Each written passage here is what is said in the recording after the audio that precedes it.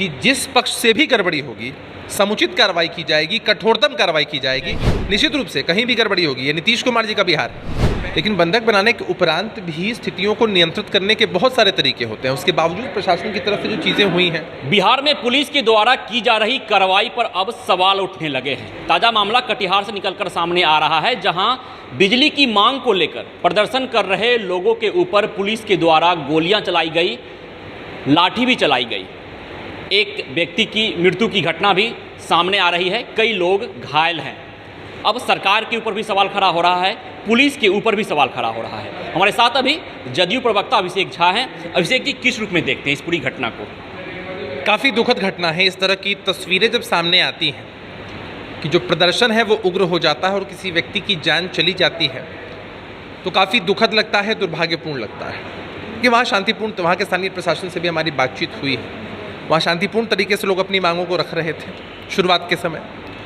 और जो मुख्य वहाँ पर जो उनकी मांग थी, लो वोल्टेज की जो समस्या थी वहाँ बारसोई में, उस समस्या को जो जानकारी हमारे पास है और जो दस्तावेज हमारे पास उपलब्ध है, उसके हिसाब से 25 तारीख को ही दूर कर लिया गया था। और जहाँ तक आप बिजली उपलब्धता की बात करेंगे तो उसके भी दस्तावेज हमारे पास हैं। अगर 25 तारीख की बात करें तो महज 1 घंटा 23 मिनट ही 24 घंटे में बिजली कटी थी। और उसके अलावा भी अगर आप विभिन्न दिनों को देखेंगे तो किसी भी दिन शायद ही 2 घंटे से ऊपर बिजली कटी हो।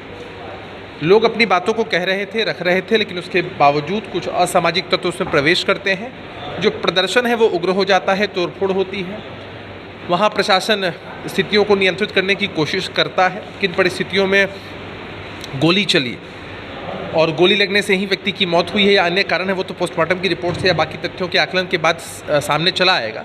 लेकिन दुर्भाग्यपूर्ण है, किसी भी व्यक्ति की जान जाती है, बेहद दुर्भाग्यपूर्ण है। आप कह रहे हैं सरकार और प्रशासन की तरफ से आप कह रहे हैं कि समस्या का समाधान कर दिया गया था, उसके बावजूद लोग धरना प्रदर्शन पर बैठे। चलिए, ये बात सही है, लेकिन जिस तरह से गोली मारी गई, सर में गोली लगी है, और एडीजी लॉ एंड ऑर्डर का कहना होता है कि जेई को बंधक बना लिया गया था, इसलिए इस तरह की कार्रवाई करनी पड़ेगी। ये कहाँ तक सही है? ये सारे दृष्टांत सामने आ रहे हैं, लेकिन बंधक बनाने के उपरांत भी स्थितियों को नियंत्रित करने के बहुत सारे तरीके होते हैं। उसके बावजूद प्रशासन की तरफ से जो चीज़ें हुई हैं, किन की तरफ से क्या गोली चली नहीं चली है, सबका अनुसंधान हो रहा है। और निश्चित है कि जिस पक्ष से भी गड़बड़ी होगी समुचित कार्रवाई की जाएगी, कठोरतम कार्रवाई की जाएगी। ऐसी चीज़ों को किसी भी कीमत पर बर्दाश्त नहीं किया जा सकता है। सीसीटीवी फुटेज देखा जा रहा है, जो असामाजिक तत्व उस प्रदर्शन में प्रवेश करके उसको हाईजैक करते हैं और इस तरह से उग्र रूप धारण करा देते हैं, उन पर भी कार्रवाई होगी और आने वाले समय में सब कुछ स्पष्ट हो जाएगा। सरकार यह बात मानती है कि अगर पुलिस के द्वारा इस तरह की कार्रवाई की गई है, सर पे गोली मारी गई है, तो यह गलत है? नहीं भाई, चीज़ें अगर सामने आती हैं कि इस तरह से हुआ है तो गलत निश्चित रूप से ना, हम तो जवाबदेही से पीछे हटने की बात नहीं करते हैं भाई। स्थितियों को नियंत्रित करने के बहुत सारे उपाय होते हैं। अब क्या वस्तु स्थिति वहाँ हुई है, अनुसंधान के बाद सब कुछ सामने आ जाएगा। ऐसे अधिकारियों पर कार्रवाई की जाएगी? निश्चित रूप से कहीं भी गड़बड़ी होगी, ये नीतीश कुमार जी का बिहार है। पहले भी अधिकारियों पर कठोरतम कार्रवाई की गई है, आगे भी की जाएगी।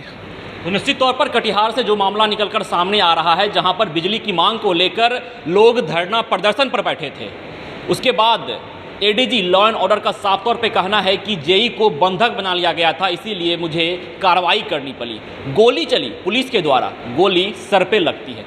जो वहाँ पे प्रत्यक्षदर्शी थे उनका कहना है कि सर पे गोली लगती है, एक व्यक्ति की मौत हो जाती है, कई लोग घायल हैं। तो अब सरकार ने साफ तौर पे कहा है, अपना बयान जारी किया है, सरकार की ओर से यह बातें कही गई है कि अगर इस तरह की कार्रवाई हुई है, पुलिस ने इस तरह की कार्रवाई को अंजाम दिया है, तो इसकी समीक्षा होगी। उसके बाद अगर दोषी पाए गए तो उन पर कार्रवाई भी की जाएगी। विश्वजीत आनंद, फर्स्ट बिहार, पटना। ये लो, मुंह मीठा करो। आज मैंने अपना जॉब छोड़ दिया, अब हम पूर्णिया वापस जाएंगे। जॉब छोड़ दिया है? मतलब ये घर कैसे चलेगा? हम करेंगे क्या? और माँ बाबूजी क्या बोलेंगे? इसलिए मैं एक और मिठाई का डब्बा लाया। अपने बिजनेस के लिए लोन अप्रूव हो गया। अरे लोन अप्रूव हो गया वो तो ठीक है, लेकिन पूर्णिया में हम रहेंगे कहाँ? अपना घर भी तो नहीं है वहाँ। इसलिए तो एक और मिठाई का डब्बा अलग से लाया हूँ। हमने पूर्णिया में घर ले लिया है, पूर्णिया के ई होम्स पैनोरमा में। पूर्णिया में पैनोरमा ग्रुप लेकर आए हैं ई होम्स पैनोरमा। बड़ा घर, आलीशान जिंदगी और अत्याधुनिक सुविधाओं के संग। अरे अब क्यों मुंह मीठा करवा रही हो? क्योंकि हम घर वापसी जो कर रहे हैं। घर वापसी की खुशी पूर्णिया में ई होम्स पैनोरमा के संग। ई Homes Panorama, luxurious lifestyle redefined.